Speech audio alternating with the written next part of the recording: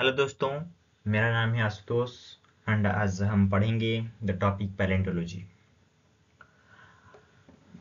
आपको पैलेंटोलॉजी को पढ़ने के लिए आपको के टर्म समझना चाहिए कि पैलेंटोलॉजी क्या होता है। सबसे पहले तो आपको जानना चाहिए कि पैलेंटोलॉजी क्या होता है। उस टर्म के बारे में आपको जानकारी होना चाहिए। पैलेंटोलॉजी का मीनिंग क्या है? स्टडी ऑफ पास्ट और एंशिएंट लाइफ। इतना तो आप सबको पता ही होगा। हमको उस टर्म के बारे में थोड़ा डिटेल जाना है कि scientific study of life of geological past that involves the analysis of plant and animal fossil including those of microscopic size preserved in rock। ये क्या बोल रहा है? इस दो में जो लाइन लिखा हूँ क्या बोल रहा है? वो बोल रहा है हमको तो पैलेंटोलॉजी जो टर्म है उसको हम डिवाइड कर देते हैं, उसको सेपरेट कर देते हैं। क्या? एक टर्म है paleo, the second term is ontology. Paleo means क्या है कि पास्ट और एंशियंट लाइफ, एंड ऑन्टोलॉजी का मीन्स साइंटिफिक स्टडी। हम उसको कंबाइन करके बोल देते हैं कि scientific study of past life. बोल दिया। बट इधर क्या लिखा है? Scientific study of life of geological past. हमको साइंटिफिक स्टडी करना है लाइफ का, एक लाइफ का साइंटिफिक स्टडी करना है geological past, geological past that involve the analysis of plant and animal fossil. हमको साइंटिफिक स्टडी करना है एक लाइफ का जो जियोलॉजिकल पास्ट होता है, मतलब वो पूरा नहीं होगा। हम एक साइंटिफिक स्टडी करेंगे किसी लाइफ के बारे में, वो past life, geological past life होगा। वो क्या कंटेंट कर रहा होगा, वो क्या उसमें क्या इन्वॉल्व होगी? Analysis of plant and animal fossil. मतलब बेसिकली हम पैलेंटोलॉजी के अंदर क्या पढ़ रहे हैं कि प्लांट एंड एनिमल फॉसिल के बारे में स्टडी करेंगे। इतना तो आपको पता चल गया है कि पैलेंटोलॉजी के अंदर हमको प्लांट एंड एनिमल फॉसिल के बारे में, मोस्टली फॉसिल के बारे में हमको जानकारी मिलेगा। सो एक टर्म आ गया है अभी, क्या? फॉसिल। सो फॉसिल क्या है? पहले हम बोलते थे फॉसिल क्या है? Anything that can be dug up और extracted from the earth surface. मतलब जो कुछ भी जो हमको अर्थ सरफेस से निकलता है उसको हम फॉसिल बोल देते हैं। जो कुछ भी, एनीथिंग। सो लेटर हमको पता चला अगर अर्थ सरफेस से हमारे क्या निकलते हैं, रॉक भी निकलता है, मिनरल भी निकलता है, और कुछ स्केलेटन भी निकलते हैं, तो उन सबको तो हम फॉसिल नहीं बोल सकते हैं। तो एक कैरेक्टराइज किया गया है और उसको एक परफेक्ट और एक डेफिनेशन दिया गया है। किसको? फॉसिल को। क्या दिया गया है? एन एक्चुअल रिमेन और indirect evidence of A pre historic life preserve within a rock under natural condition. पहले इस लाइन के बारे में, एक एक टर्म के बारे में, एक एक वर्ड के बारे में हम समझते हैं क्या लिखा है। रुको। वो बोले एन एक्चुअल रिमेन और indirect evidences of A pre historic life. इतना तक रुक जाइए। एन एक्चुअल रिमेन मीन्स अगर एक ऑर्गेनिज्म है, उसका प्रॉपर बॉडी, मतलब उसका एक्चुअल ही रिमेन रहेगा। और इनडायरेक्ट एविडेंस मीन्स उसका कुछ प्रिंट हो गया। अगर देखो, अगर एक कोई एक ऑर्गेनिज्म है, उसका रॉक के अंदर उसका प्रिंट रह गया है, तो उसको हम बोलते हैं इनडायरेक्ट एविडेंसेस। मतलब वो ऑर्गेनिज्म तो नहीं मिला है, बट उसका कुछ इनडायरेक्ट एविडेंस हमको मिला है, उसको हम बोल सकते हैं। वो वही बोल रहा है एन एक्चुअल रिमेन और indirect evidences of A pre historic life. Not हमको, अगर हमको ही बोल देंगे कि स्केलेटन को हम क्या बोलेंगे, तो तुम बोलोगे फॉसिल नहीं बोल सकते हैं। उसका तो एक डेफिनेशन हो गया कि प्री हिस्टोरिक लाइफ कब होगा। मतलब मोस्ट भी मिनिमम वो ग्रेटर देन 10,000 ईयर का होगा। मिनिमम तो 10,000 ईयर से ज्यादा ही होगा। मतलब उससे कम हमको कोई एक फॉसिल मिला है, जो ऑर्गेनिज्म मिला है, डेड ऑर्गेनिज्म जो प्रिजर्व होकर रह रहा होगा, उसको हम फॉसिल नहीं काउंट कर सकते। वो मस्ट ही ग्रेटर देन 10,000 ईयर्स होना ही चाहिए, prehistoric life. Then second part क्या हो रहा है, preserve within a rock under natural condition. वो प्रिजर्व होकर रह रहा होगा किसमें, एक रॉक के अंदर, बट क्या, under natural condition. Not only, अगर हम एक देखेंगे कि एग्जाम्पल, इजिप्ट जो इसमें इजिप्ट में जो रहते हैं ममीज हम बोलते हैं उसको, जो ह्यूमंस को क्या बोलते हैं, उसको एक मैन्युअली उनको एक बॉक्स के अंदर उनको डाल के उनको सील कर देते हैं, तो उनको हम फॉसिल काउंट नहीं कर सकते हैं, क्योंकि वो ये तो सारे पॉइंट को मान रहा है, बट वो एक पॉइंट को नहीं मान रहा है जो हमको फॉसिल के डेफिनेशन के अंदर दिया गया है। क्या दिया गया है कि वो जो प्रिजर्व होके रह रहा होगा किसमें, अंडर नेचुरल कंडीशन, वो नेचुरल कंडीशन में ही प्रिजर्व होना चाहिए। बट जो ममीज है, इजिप्ट के ममीज, वो तो नेचुरल कंडीशन में प्रिजर्व होके नहीं रहते हैं, तो उनको हम फॉसिल नहीं काउंट कर सकते।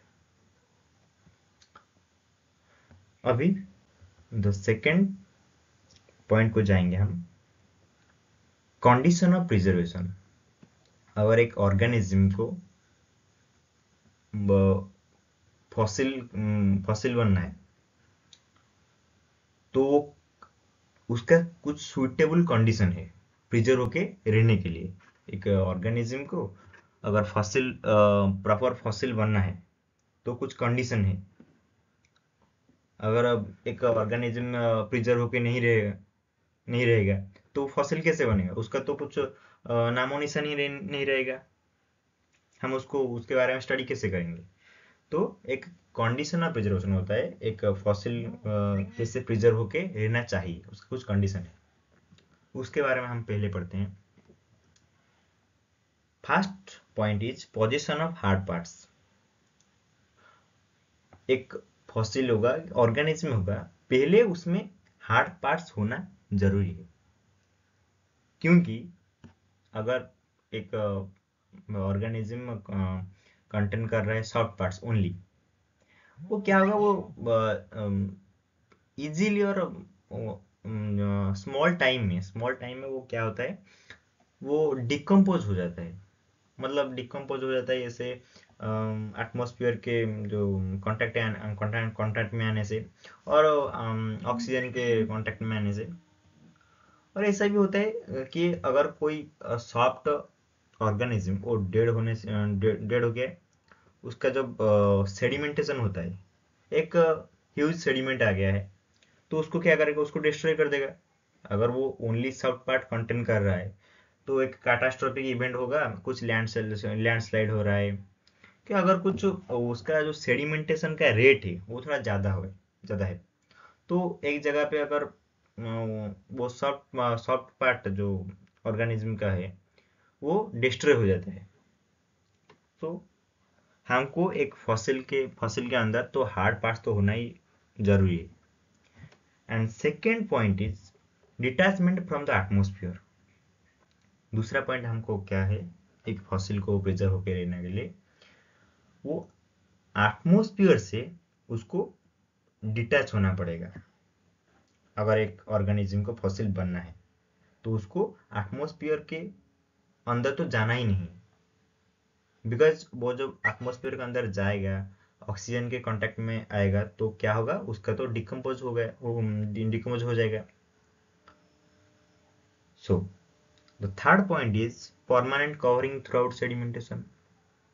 अगर वो एक फॉसिल है, मैं आपको दिखा देता हूँ, देखिए, अगर एक बेसिन है,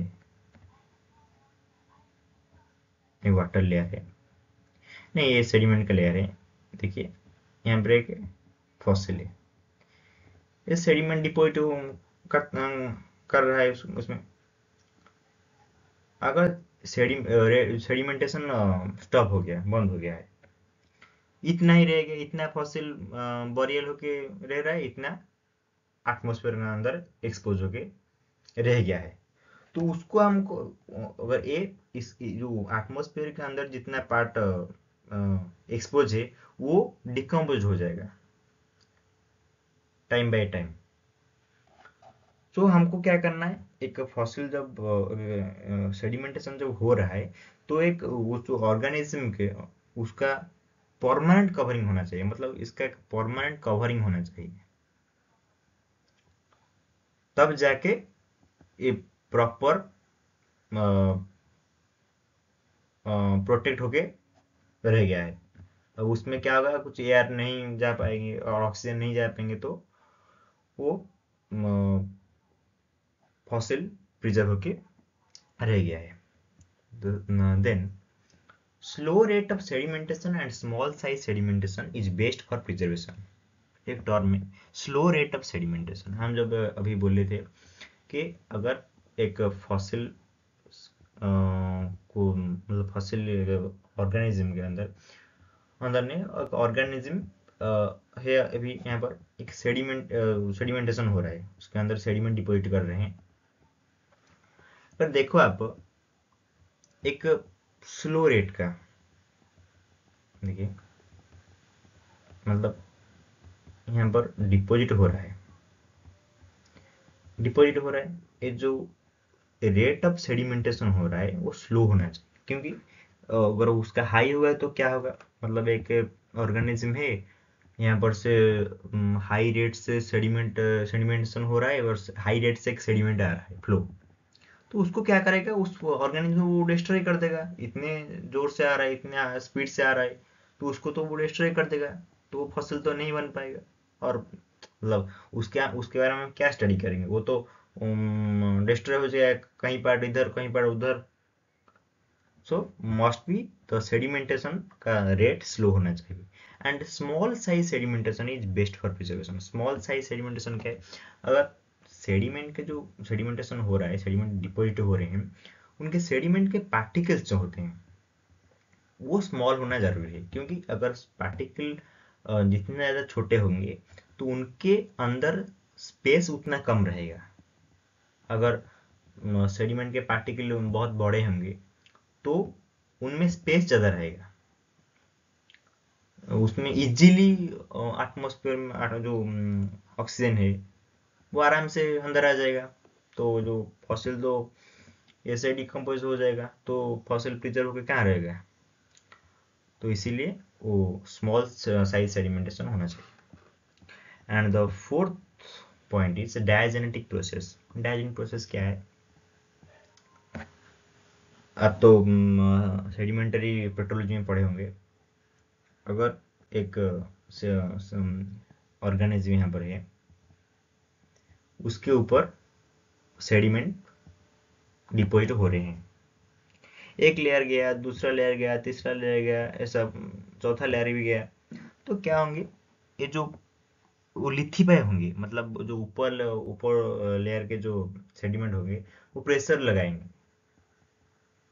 और प्रेशर लगाने से क्या होगा, इसमें जो कॉम्पैक्शन होगा, मतलब वॉइड स्पेस ज़्यादा नहीं रहेगा, नहीं रहेगा। एंड जो फॉसिल है वो मतलब प्रिजर्व होके रह पाएगा, मतलब कुछ वॉइड स्पेस नहीं रहेंगे और ऑक्सीजन नहीं ऑर्गेनिज्म के पास नहीं आ पाएगा, मतलब वो सेफली, मतलब एकदम अच्छे से ही प्रिजर्व होके रह पाएगा। मतलब डायजेनिक प्रोसेस क्या होता है, उसका पहले क्या होता है, लिथिफिकेशन होता है, देन कॉम्पैक्शन होता है, देन कंसोलिडेशन होता है। So this is the process. And fifth one is less deformation. क्या होगा लेस डिफॉर्मेशन मीन्स, अगर एक पर्टिकुलर एरिया में फॉसिल मतलब प्रिजर्व होके रह रहे हैं, इसमें क्या होगा, कुछ वोल्केनिक एक्टिविटी आ जाएगा और कुछ लैंडस्लाइड आ गया और जो प्लेट मूवमेंट आ गया, तो क्या होगा, वो जो जिस रॉक में जो फॉसिल प्रिजर्व होके रह रहे हैं, वो तो रॉक की तो टूट जाएगा, डिफॉर्म हो जाएगा। उसके साथ साथ ये जो फॉसिल प्रिजर्व होके रह रहे हैं, वो भी तो डिफॉर्म हो जाएंगे, वो भी तो डिस्ट्रॉय हो जाएंगे। तो वो डिफॉर्मेशन ज़्यादा इतना नहीं होना चाहिए। अर्थक्वेक हो गया, जो भी हो गया, वो इतना नहीं होना चाहिए।